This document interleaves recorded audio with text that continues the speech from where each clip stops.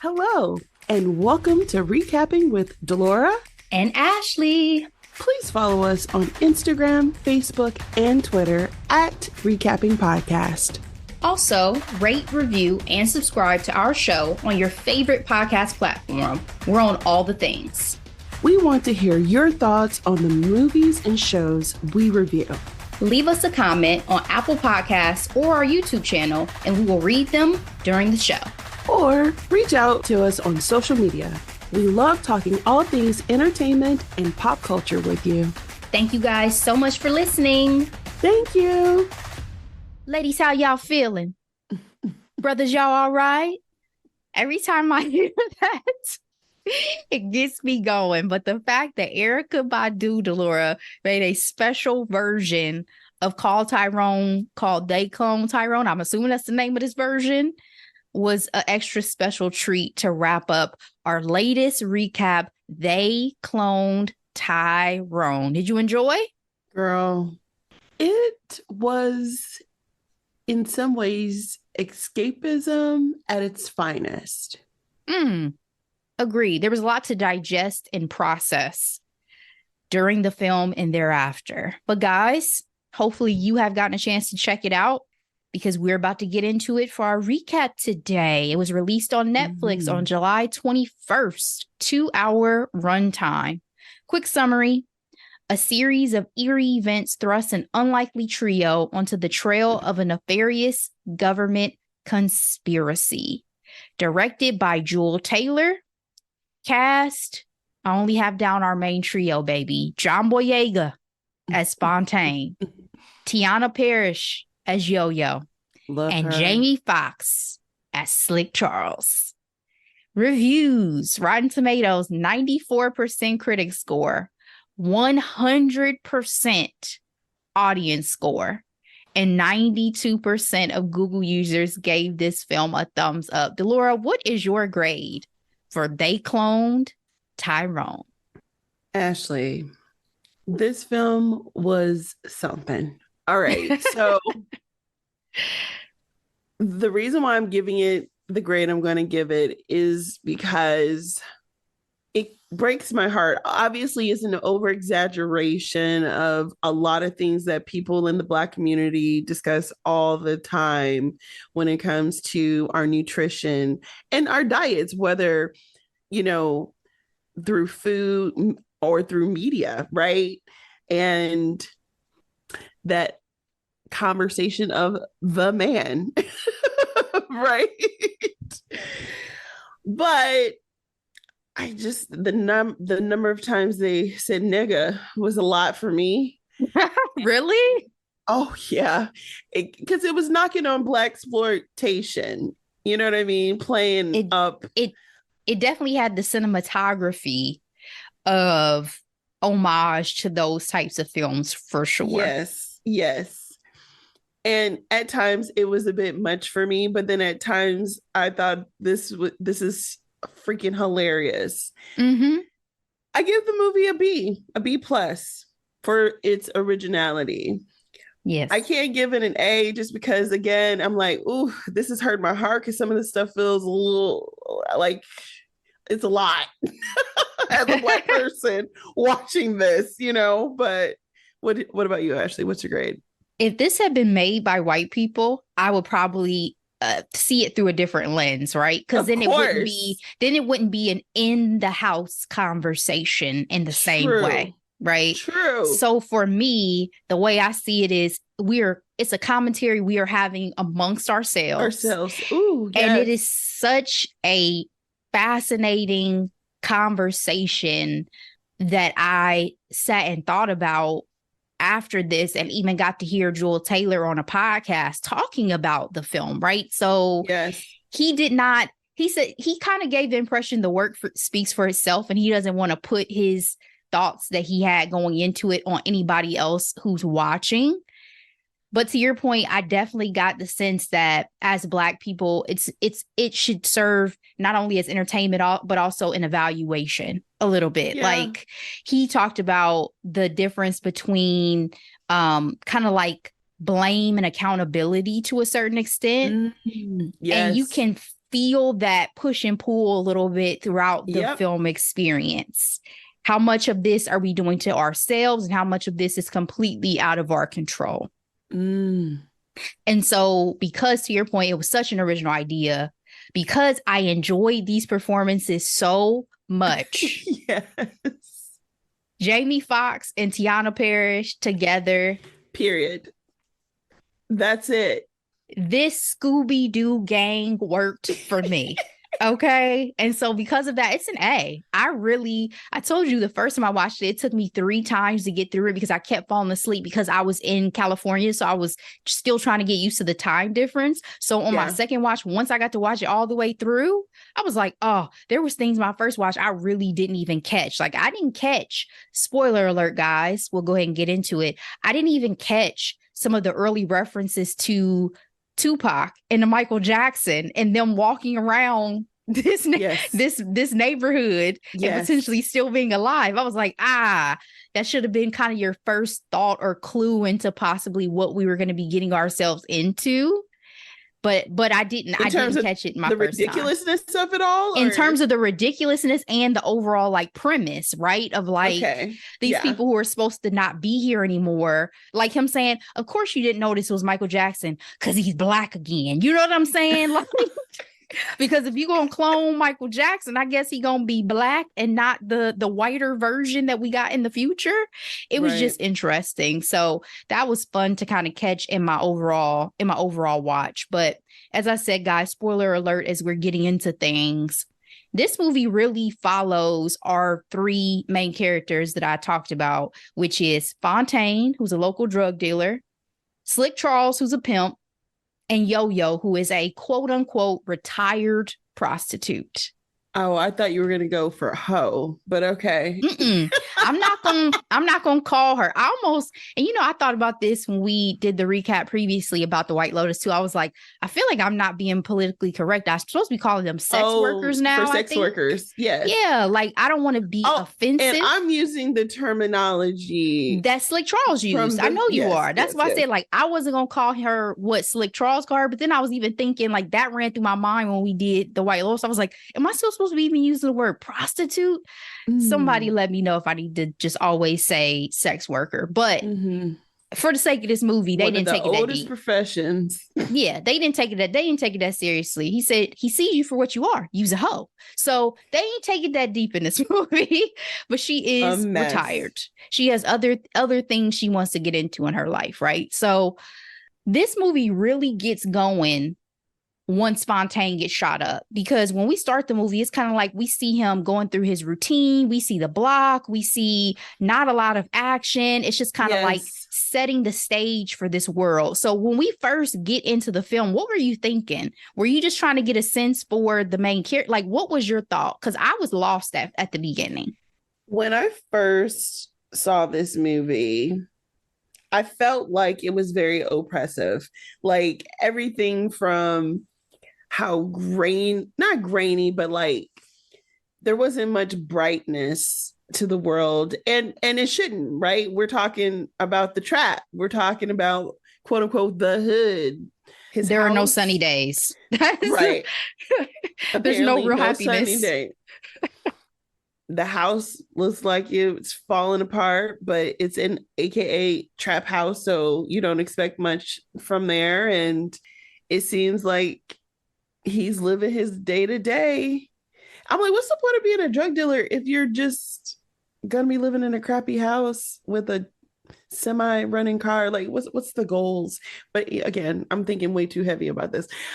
But I was trying to figure out everyone's dynamic. So when I found out that, Slick Rick owes Fontaine some money, I'm like, oh, okay, so this is an interesting dynamic. And then you find out that Yo-Yo works for Slick Rick. I was like, okay, so they're not friends. So what's going to really bring them together? So those were my initial thoughts. It's funny that you keep calling Slick Charles Slick Rick, because it does go together. They should have named him Slick Rick, because first of all, a Black vernacular, right? Like, this is part of our lexicon. I'm gonna have to train myself. Okay, yes, Slick Charles. But absolutely trying to figure everything out, to your point. When we're getting into Fontaine's routine, I'm like, he's a very unpleasant person, right? Like he seems like Very he has a bad attitude. He's miserable. not happy. His mama is talking to him behind a door. Where are his friends? Where's his family? He's just kind of maneuvering through to the best of his ability and did not seem to be living his best life. I also hated when Fontaine talked because one, he always talked so low. His grills were so big. Like sometimes, like when you try to hear somebody talk, you look at their mouth. I'm like, this ain't helping either. Like, move your mouth, sir. No, just I'm like, But what is then he talking about? But then when he gets into that altercation with the drug dealer who was like, I guess, on his corner in his territory, Yes. I was like, this does not seem like this is going to go well for you. Like, you can't just run people over, steal their money, and then everything's going to be fine. So once he got shot up at that motel, I was like, oh shit, okay, well, you know, what does this mean? Still trying to get a feel for it, still very dark and grainy, to your point. And then the plot really gets popping, right? Because we see the next scene, he wakes up in bed in full health and starts going through the same routine from the previous day. I said, what in the Truman Show is happening? Exactly. I was so lost and confused. I was like, so is this basically he's trapped in like a time warp? Does this mean that he is, I didn't know what to think once we got to the point where, you know, he's back and he's in regular health. And neither did Slick Charles, right? He pops back up at Slick Charles' door because, to your point, Slick Charles had owed him money. So he had come over the night before and had, you know, taken what he needed from him. Slick Charles said, you must have sold your soul to the devil. Like that was his explanation for how he possibly could have popped up again after being shot like 6 times. Completely unaware too. Completely unaware. What did you think was happening? So the thing that I did going into this film was, all I knew is Jamie Foxx, John, and Teyonah. I'm like, they looking retro and futuristic all at the same time, and I'm here for it. I don't even care what this is about. I'm going to be watching, right? So I knew there was some type of not supernatural, sci-fi element, because the movie is called They Cloned Tyrone, right? And so for me, I was like, okay, what does this mean? Like, with him showing up with no bullet holes, we didn't see him being rushed to no hospital, or if anybody actually witnessed it outside of the dude who shot him up, right?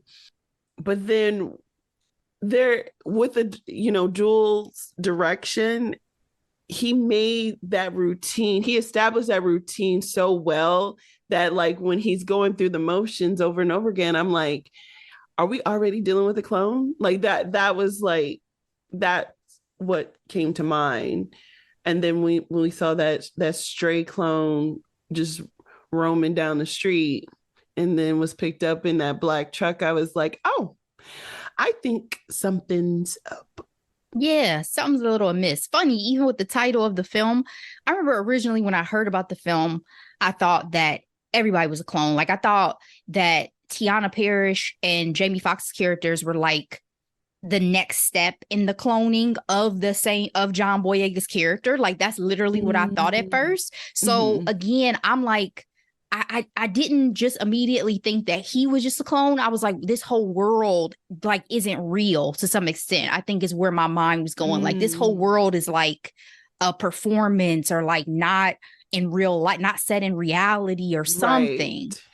Something. But you're right. Once it got to the point where you saw the bloody person walking down the street and that black SUV swerves and picks them up, it was like, oh shit. Some government entity is out here doing some weird stuff, right? So Slick Charles tries to convince Fontaine, like, bro, this is what really happened, but let's get Yo-Yo, because Yo-Yo can confirm like what I'm telling you. So the 3 of them, Scooby-Doo gang, get together to try to track down who shot him, and they end up at a trap house with a freaking elevator in it, Delora. Now, this is where you have to suspend your disbelief, right? Because as Black folks, as Jamie Foxx says, white people be spelunking. We don't be spelunking. We don't investigate things. We don't get in elevators. We run out the house. Would you have got on that goddamn elevator, Delora? Absolutely not. Who would have got Absolutely on not. Nobody would have got on that elevator. Those actors were as, would you get on the elevator? And they unanimously said no. No, they would not. It is not in our nature because, you know, it's exhausting. So why should we add to the stress? I mean, when I go into this house down the street without somebody questioning you, why would I volunteer for this? when I go into this house, I see it's empty besides some weird little break room. This is a trap house. Empty besides a break room, coffee still warm. And all of a sudden an elevator opens. I'm minding my Black business. Ain't no way. Ain't no way. That was interesting. Are there any cameras so I can make sure my footprint literally was not seen here, so I can go on to my life? Everybody is Slick Charles in that moment. He was like, I'm not getting on this elevator. Obviously, we wouldn't have a movie if they didn't. So here we go. My question, once they take the elevator down to the laboratory that they find, is why the hell was Yo-Yo and Slick sniffing and playing with powders and liquids? First of all, I think that was part of the humor.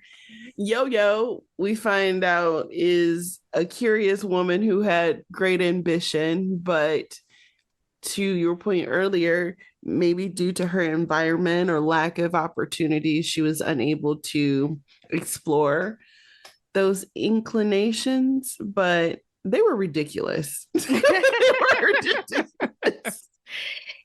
Slick took a powder that started making him giggle uncontrollably. Because of Yo-Yo's playing around, he accidentally shoots and kills a white lab tech with an afro. Natural afro, not even just a Bob Ross afro, a real afro. And Fontaine sees his own dead body. I think I would have passed out. Like, I think I would have gone into like such a state of shock or something that I would have passed out. It's unreal. It's unreal. 0 stars. Don't recommend it. The house was completely changed when Fontaine busted back through with his crew. Looked like just a normal house that some people was living in with their children or something. But what were they going to do, Ashley? Seriously. He was looking to come bust some heads, but we only had the one lab tech, so I'm not sure who he was expecting to find back there. Right. I think Fontaine often acted without thinking. That is one thing that I felt about him throughout this film. Like, he just kind of acted more on instinct and impulse than to sit and reflect and think things through.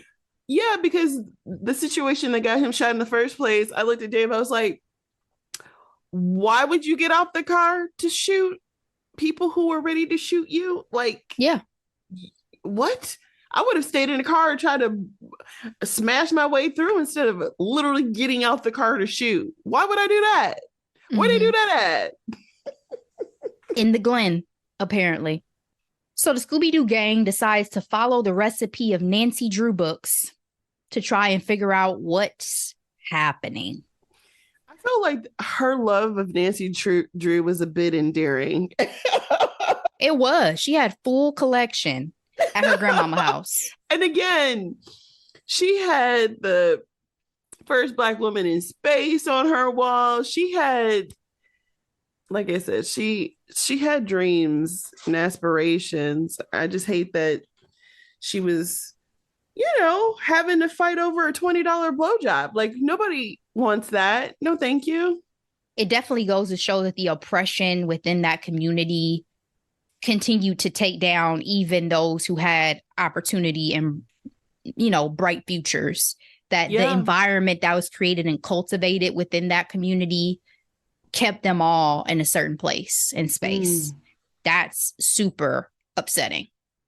Black women, Black people, we can do everything. So this is the point, Dora, where we got to get into these various mechanisms and products that they're using against us. How dare they come for my fried chicken? I have with an exclamation point in my notes. Okay.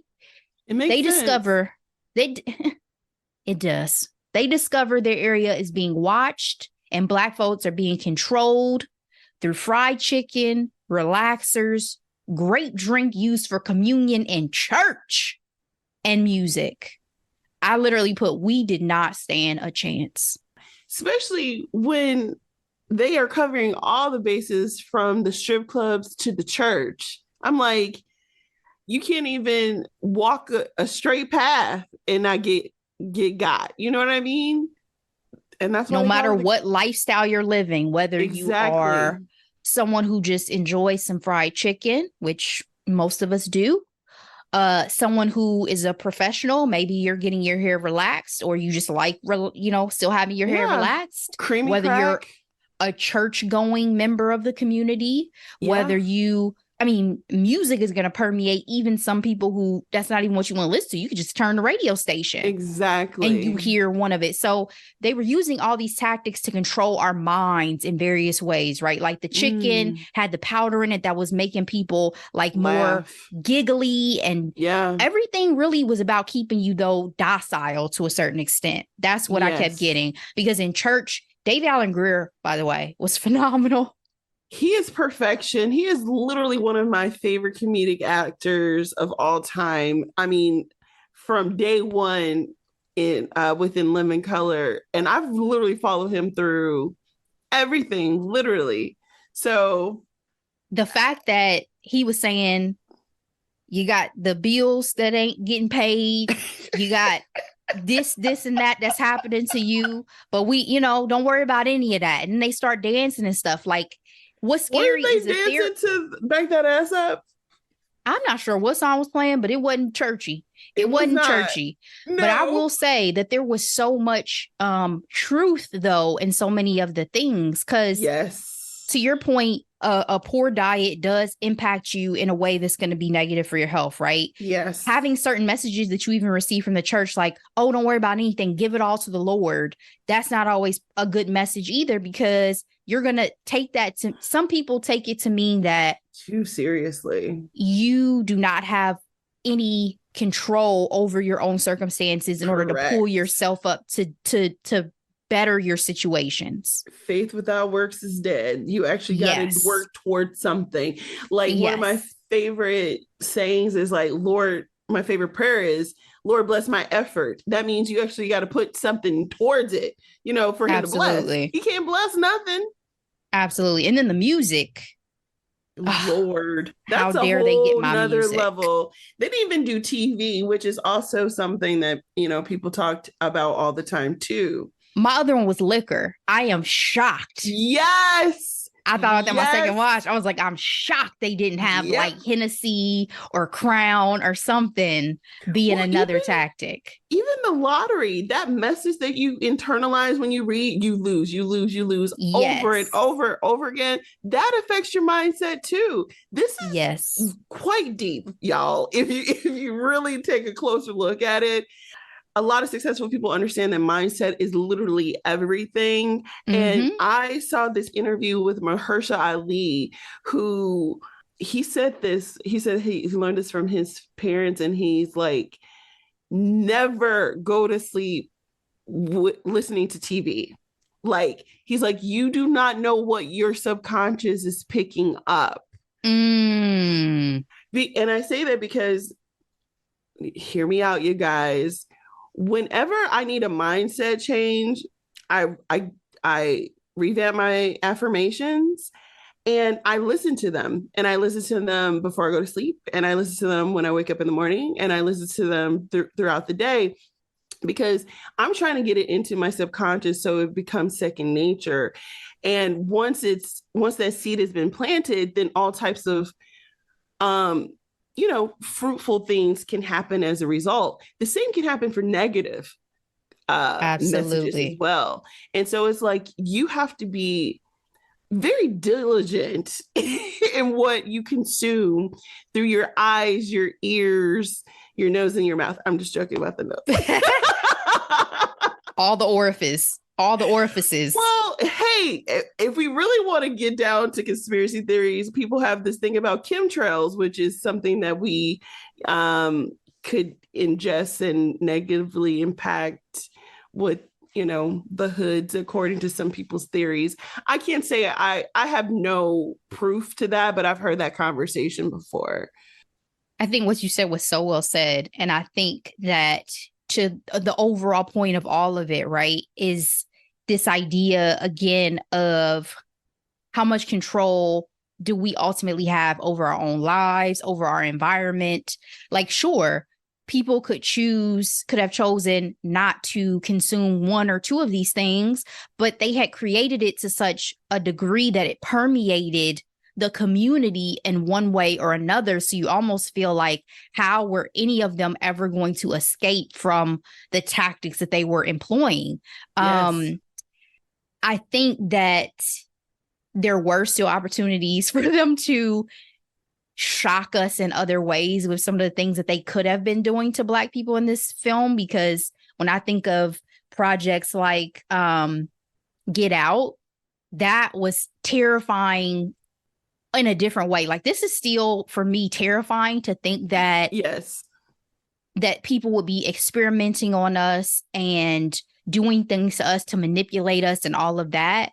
But I guess at least at this point, it was like, well, at least they're not taking our bodies. Like, because I had that to kind of go off of. I was like, but I've seen something just a little bit scarier. So at least they haven't taken my body completely in this movie. I think it's interesting that you talk about Get Out, because I was thinking, like, this is the evolution of, the Black horror social commentary type of film, right? Like, we're having different conversations, but the horror is an exaggeration of things that could be true to an extent. I mean, let's not forget, when it comes to the creamy crack, we have a class action lawsuit. Black women have class action lawsuit against the makers of relaxers and how it's impacted their health.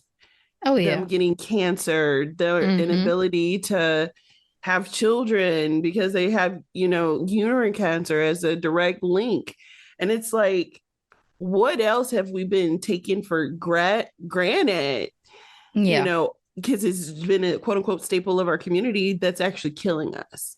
Right. And we obviously now take this even beyond just what's affecting the Black community, because it feels like everything with our environment is killing us in one way, shape, or form. Particularly living in the US, we talk about food in general, all the different regulations we have that allow them to put anything and everything into our food. It's all about, the wrong type of regulations, right? Because like, if you go over to Europe, they are very adamant about like the number of dyes, vigilant.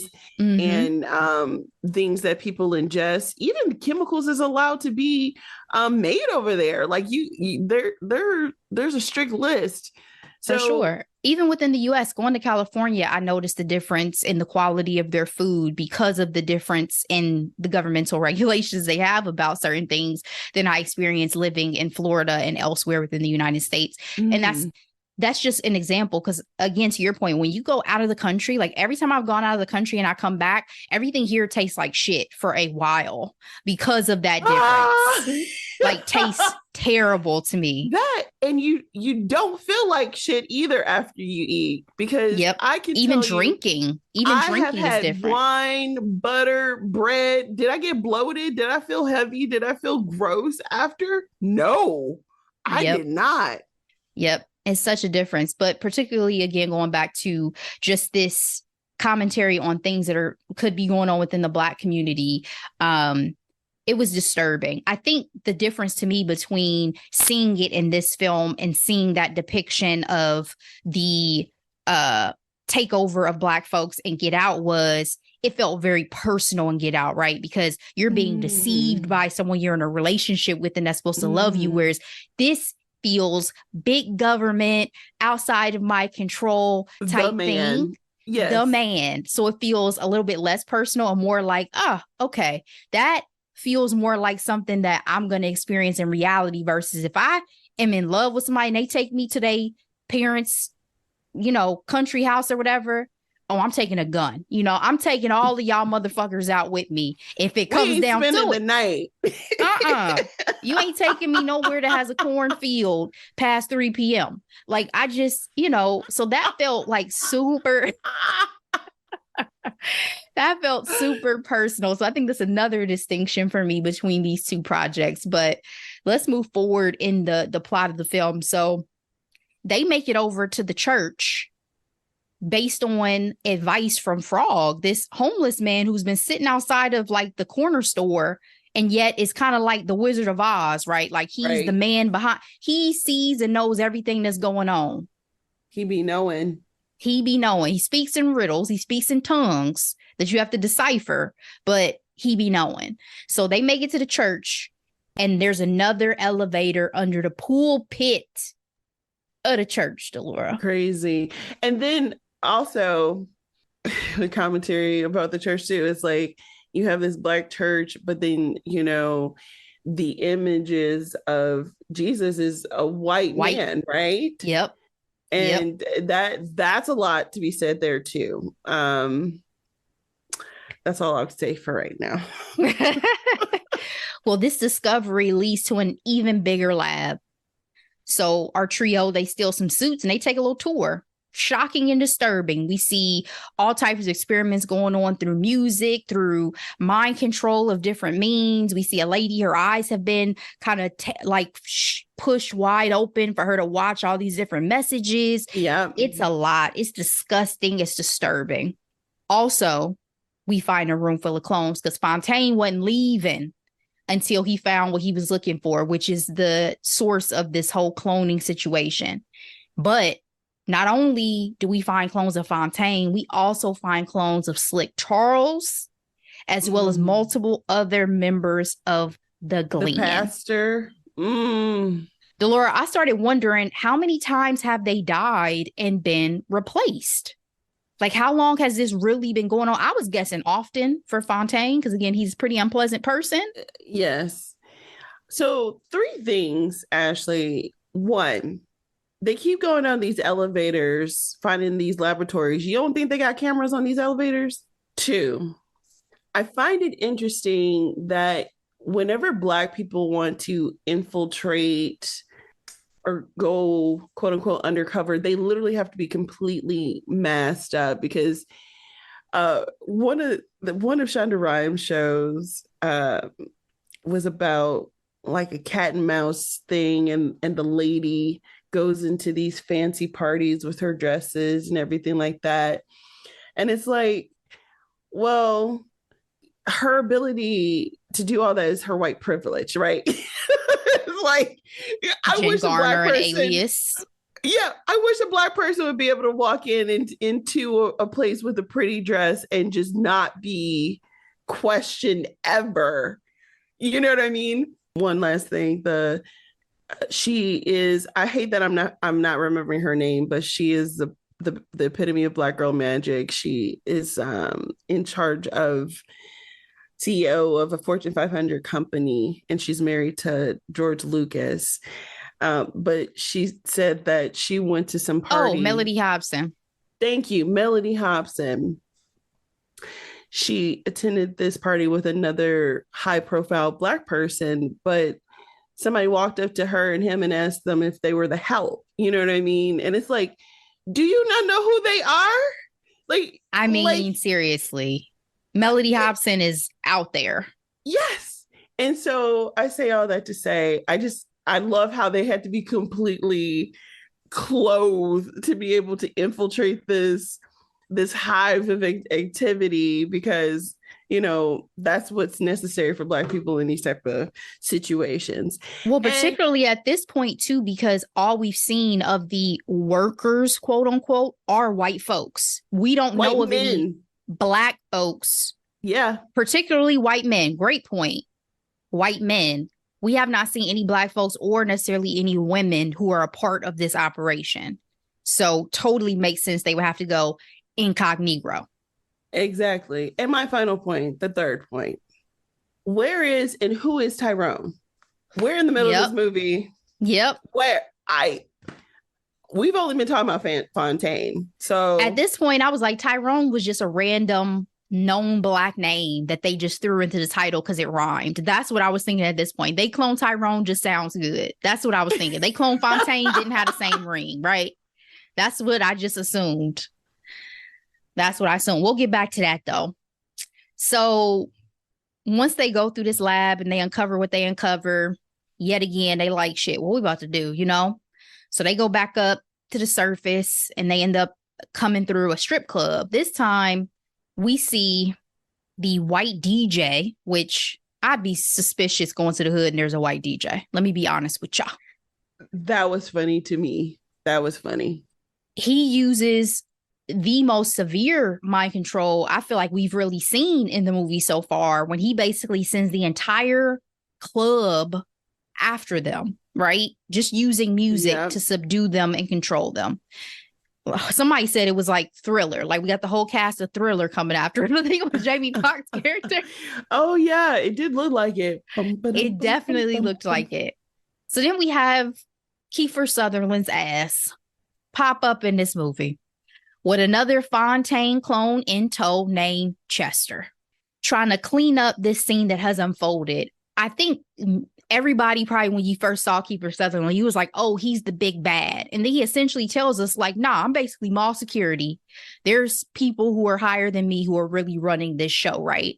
And he's claiming that his mission, their mission, is to keep the United States united, Delora. Keep certain people there, like Slick Charles and Fontaine, to keep the area from being gentrified, essentially, so that they can continue to do their work and experiment on the Black folks who live there. We also realize all the clones can be controlled with the words Olivia Black. This scene was one of the hardest to watch in the movie for me, because I think up until this point, it felt like, oh, maybe there's something they can really do. Like maybe they're really going to figure this out and they're going to be able to rectify whatever is going on. I felt hopeless. I felt as hopeless as they did once he controlled their actions. How did you feel? Same. I really didn't know the way out of this movie. I think that was another thing that I did appreciate about the originality of the story, is it wasn't formulaic in a way that I could figure it out. I had no idea what was up, what was down. I did assume Kiefer Sutherland was the big bad because, I mean, one, he's a white man. Two, he's Kiefer, you know, well known, right? Yep. You don't expect him to do any throwaway type of roles, you know. I didn't know which way it was up, and if they were all clones, what was the likelihood of them actually reaching anyone from, you know, to the top? Yeah. And it's like, if y'all can be controlled just with some words, how the fuck, like, how are y'all ever going to escape from any of this? Like that, again, I felt hopeless. But also, when he said the thing about we're doing all this to keep the United States united, I was like, so basically you're telling me that this has still been going on since slavery. So even though we escaped slavery physically, we've been enslaved mentally since then. Y'all only do this to Black people. Y'all don't do this to any other communities. Right. Horrifying. Right. Horrifying. Why? We have only ever been minding our Black motherfucking business. From the age, the dawning age. Okay? Bruh. Y'all came over here. Bruh. Put us on some boats. Bruh. Entirely too much. Yo-Yo still wanted to fight, but Fontaine and Slick had really given up there for a little bit. But I feel like maybe it's easier for her not to feel as hopeless because she was the only one who was really human. You know what I'm saying? Exactly. Because like at that point, talk about the existential crisis of like, what number am I? Yes. Does it really matter? Nothing is real. My memories aren't real. I've never really lived. How old am I really? Like Fontaine, we get the impression that the Fontaine that we get to know, which I love, Van from Higher Learning called him John Wick Fontaine. He's the John Wick Fontaine. We get the sense he's still fairly fresh in this world, right? He's probably only been out here for maybe a week, if that. And to the point of, you know what's crazy is as many times as they must have died, how did they always do it in such a way that didn't cause that same level of like people seeing it and figuring it out?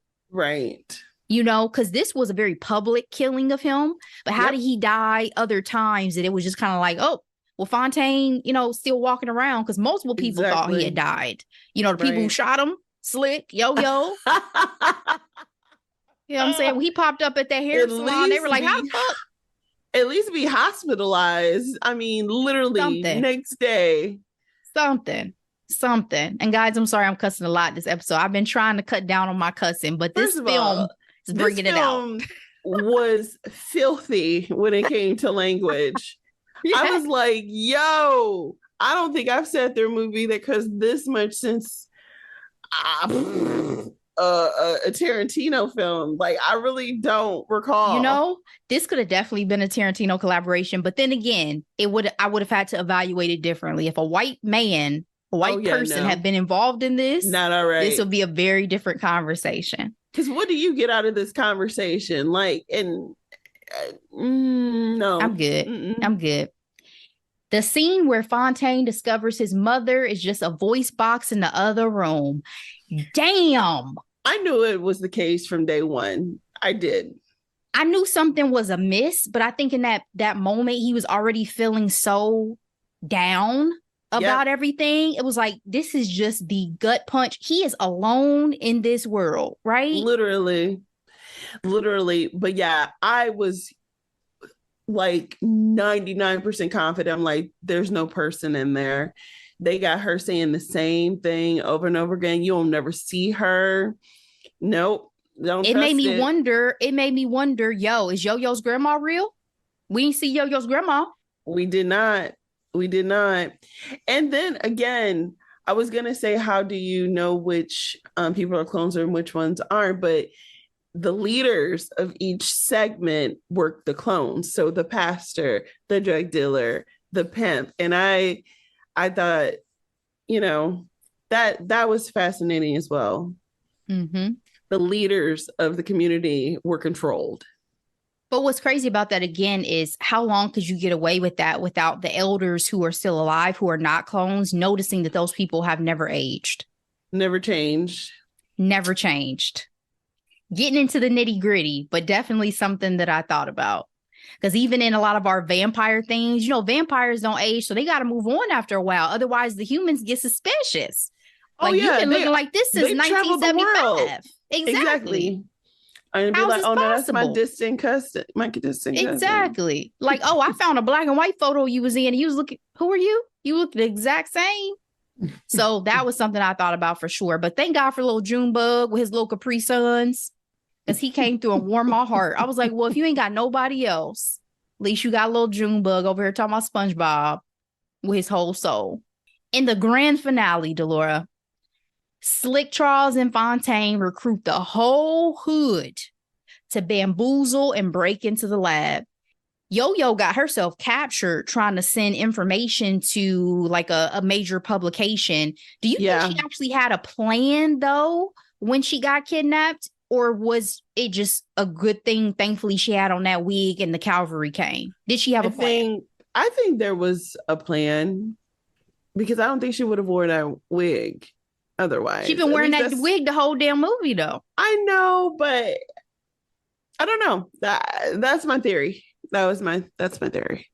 It did seem like she had a confidence that made me think there was a plan. I just wish that they had said what it was she was thinking. Because I'm like, how'd you even know they were going to use a relaxer? They could have used any type of mind control tactic on you. Thank God it was the relaxer, right? And, you know, we love Yo-Yo. I loved Yo-Yo. So I wanted her to be safe. I mean, the performances, they better be getting Oscar nominations. If Ryan Gosling can get one for Barbie, then... Yep. And you know he is. And you know he is. You know he is. So go ahead, Jamie. Go ahead, Teyonah. Yep. John Especially Boyega. Jamie. Can we talk about John Boyega's career for 5 seconds? Like, the diversity of his roles are quite impressive. Like, Yeah. you are a king of an African country, and then you are a go-to drug dealer in the next. Bravo, sir. Bravo. I enjoy John Boyega a lot. He's Yeah. great. And the biggest twist of all in this film, turns out the original quote unquote Fontaine is who we have to thank for being the lead geneticist of this operation. Due to the death of his brother, Ronnie, who we'd heard about throughout the film from Fontaine, decided that it's better to assimilate than to be annihilated, Laura. So essentially, he was going to turn all Black folks white over the next few generations. He said it's not enough to think the same. We have to be the same. What did you think about this ultimate revelation of the deviousness of this plot? It was doing a lot. It was, especially when the goal is to completely assimilate. I was like, oh, that's a lot.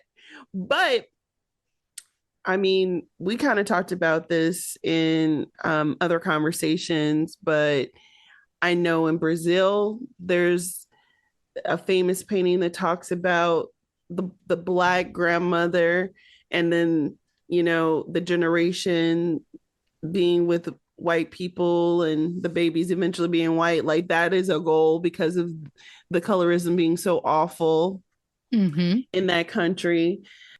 It's really sad when that's the intention, right? Like, to me, that makes me absolutely uncomfortable, and I do not agree with it at all. I found it utterly terrifying, Delora, because I love my melanin. I love being Black. You know, if someone were to ask me if you could come back, would you be a Black woman again? I would be like, absolutely. Why would I be anything else? Like, do you know what it's like to be me? It's fantastic. Anyway, tell them, girl, tell them. Like, despite all the bullshit, it is 1000% worth it coming back as a Black woman. You know, this movie needed a why, because that is what I was saying the entire time while I was watching it. Why control these people? Why? And it's like, well, they're going to do it. So they're going to do it anyway. So we might as well assimilate. It just made me sad that one person's trauma was going to have this type of catastrophic impact on the world.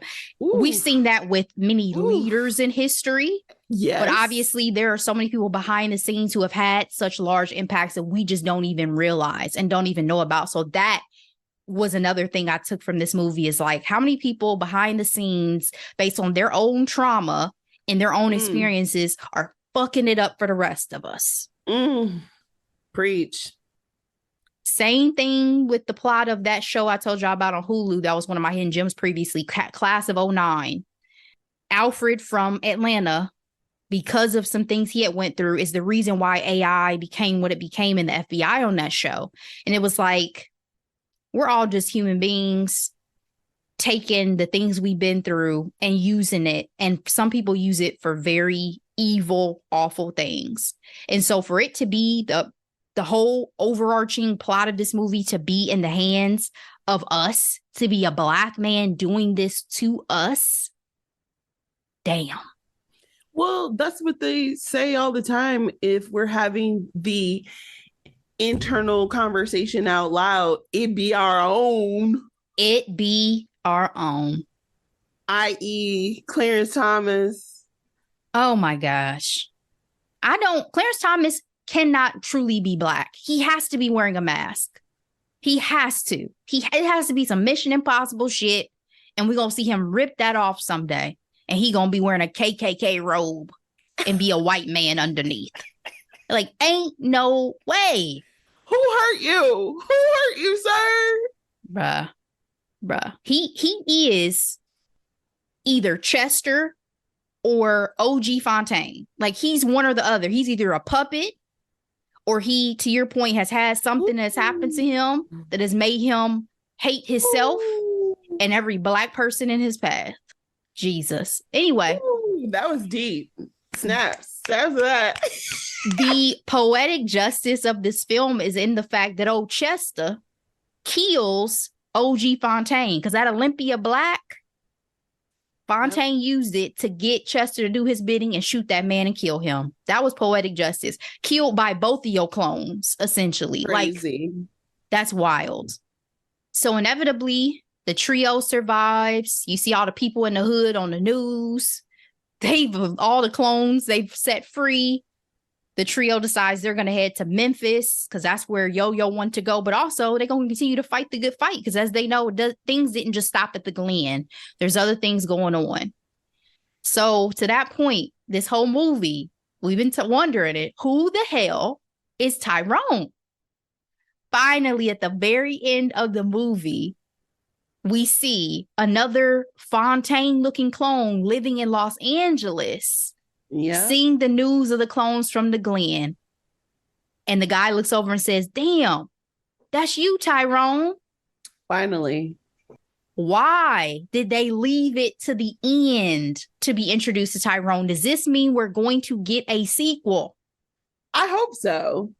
And then I don't, because I have no idea what direction they're going to go in unless, it'll be some type of like mini riots or revolts that eventually culminates to some bigger operation. On some Westworld shit, Delora, let the clones rise and kill the people that have put them in this situation. I would absolutely subscribe to watching that film. Absolutely. Absolutely. Final question. Have Tupac and Michael Jackson been cloned? No. I know aliens exist, but I don't believe in human clones. I don't. I think it's going to shock the hell out of you someday when there are clones that probably those folks in past before then, they took their cells, they did something, and they're going to recreate them. Whether it's going to be in our lifetime and we get to see them, I'm deep in my sci-fi thoughts that, they've done something with these, especially the superstars. And I think they've done all sorts of weird things. You think and that so? they're holding their cells and holding, some people are in like a cryo freeze and all sorts of shit. Like, I think all that stuff is a Demolition Man. Y'all remember that movie? I think all that shit is real. Like, well,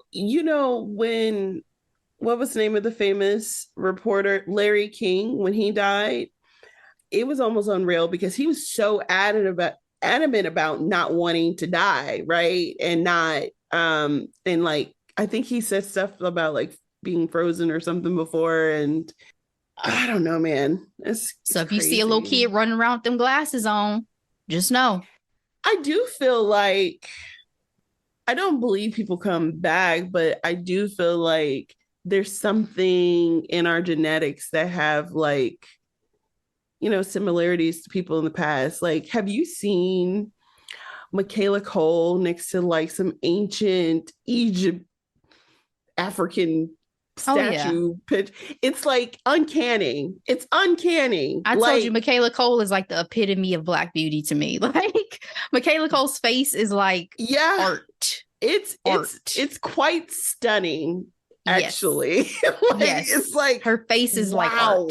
Yeah, she's stunningly beautiful. Stunningly beautiful. But those cheekbones have been in ancient pictures. Like, you know what I mean? Like, there's only to the point of there's only so many ways to, create a human. Like, there's only so many ways to create us. So there are definitely a lot of similarities. But I really do, in my heart, Delora, think that all the weird shit is real. Except for like, I don't think vampires exist. I don't think werewolves exist. It'd be nice though. No. To an extent. Not if they glitter. No, I'm just joking. I don't need any of those things to be real. Yeah. And I don't need vampires. But what I will say is this. People said this online and I wholeheartedly agree. They're like, we're so busy looking into space and wondering what's living out there. You need to be looking at what's in our waters because we have not touched the tip of what's in the depths of this world. Like, you know what I mean? Yeah. Like the ocean terrifies me, I think, more than space, honestly, in Mm. terms of creatures that live in the dark. One more thing. Did you see that they found a 46,000-year-old bacteria that came back? I saw them. They brought back a worm. That I worm, saw yes, that. yes, the Yes. worm. And I'm just Yes. like, oh my goodness. They Like, on some Jurassic Park stuff. That's why, like, I know I'm not Larry King person. I don't need to live a long time. Like, when it's my time, I'll be ready. Because especially if this I shit can't is have too my family much. and friends, like, no, thank Girl. you. It's entirely too much. I'm exhausted at 35, bro. Like, I'm not saying I want to go anytime soon, but I'm saying No, ain't no way no, I'm God trying to is live going to no bless us multiple with lifetimes. a healthy, long lived life. Yes, Okay. I'm just saying But I'm good on some multiple lifetimes and extending past when I'm supposed to be here. Like, I'll be good. So, Delora, give me any final thoughts you have before we wrap up this recap of They Cloned Tyrone. this was a wild ride. The performances were phenomenal. The writing, the directing, bravo to this young Black man, Joel Taylor. I look forward to seeing more of his work. Mm-hmm. This is the stuff that we are craving in terms of original thought, in terms of Absolutely. thinking outside the box and doing it well.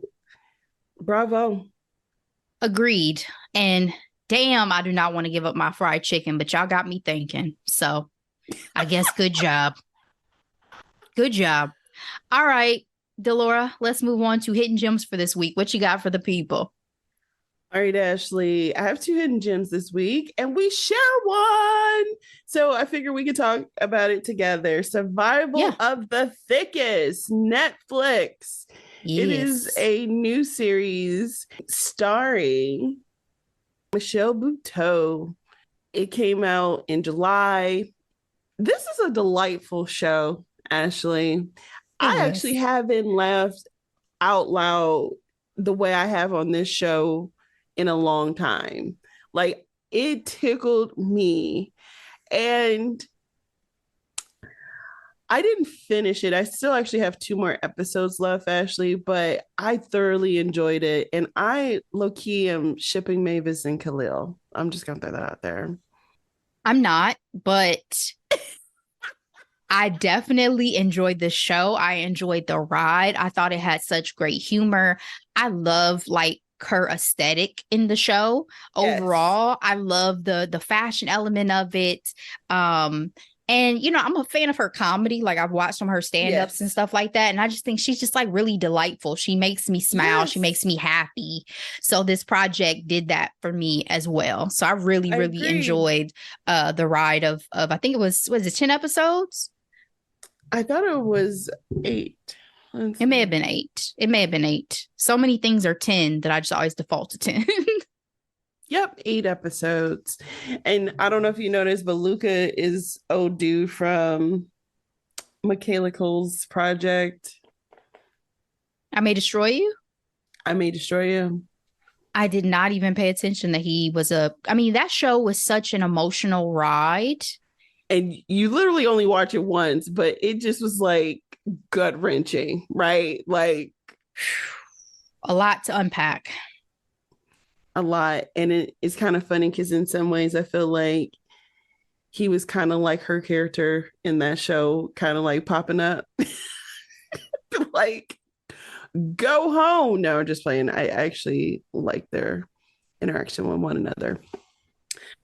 All right, and my second hidden gem is a song. It is by the lovely Tori Kelly from her EP Tori. The song is called Unbelievable, featuring Ari Starr. It is, I love an Afrobeat moment. It is Mm-hmm. a vibe, and the song has been on repeat since I've heard it. The rest of the EP is nice, but the track number 4 is a standout for me. Yeah, All agreed. right. All right, Ashley, what do you have for your hidden gems this week? All right, I have two additionally from Survival of the Thickest. The first one is Happiness for Beginners on Netflix. This film starring Ellie Kemper is probably the most straight-laced role I've ever seen her play as a woman going on a post-divorce wilderness survival course. You were And I able really to watch enjoyed her? it. I was able to watch her. I've seen a lot of her projects actually, but it's so weird to see her play just a regular person. And I watched it twice. Like, I really liked it. Does not inspire me to go hiking through the wilderness, though. But no. But her controversy, you're okay with that? I actually forgot about that until you just said it. And I didn't think about it while I was watching this. Okay. So I guess it doesn't stick with me. But I think the tone and what I got from the film that I enjoyed was this message of like, it's always a good time to like try new things and have adventures. And really that's what life is all about, is like to push yourself forward. You know what I'm saying? Yes. Like she's kind of in a place of feeling a little stuck and, you know, trying to move on with her life and all this and that. And so sometimes you just need to propel yourself forward.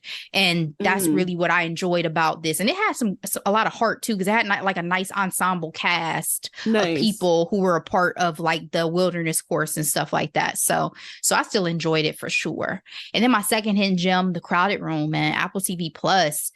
I was hesitant to start this series because I knew it was going to be such tough subject matter. Yeah. But Tom Holland, I finished it now. All 10 episodes are out on Apple TV Plus. Yeah. Tom Holland really showed his skills in this series. He did really, really well. And I cried by the end. Like I was so invested. This series made me cry. And I just thought it was really, really well done. So definitely encourage everybody to check it out. The Crowded Room on Apple TV Plus, Happiness for Beginners on Netflix, and again, Survival of the Thickest on Netflix. And that is it. That is all, guys. We appreciate you sticking with us for this recap of They Cloned Tyrone. This just came to me, Ashley. When they went underground, it reminded me of The Shape of Water. Do you remember that movie? I never watched it. Oh man, I've never watched it. It was another movie about like, you know, government experiments happening underground. Yeah, that movie was crazy, but it just came to me. But love you, Ashley. Great episode. Thank you so much for joining us for this recap, guys. We appreciate it. As always, share this episode. Let us know your thoughts about They Cloned Tyrone, and we will be back with more and headlines and hot topics. Until then, be blessed. Bye.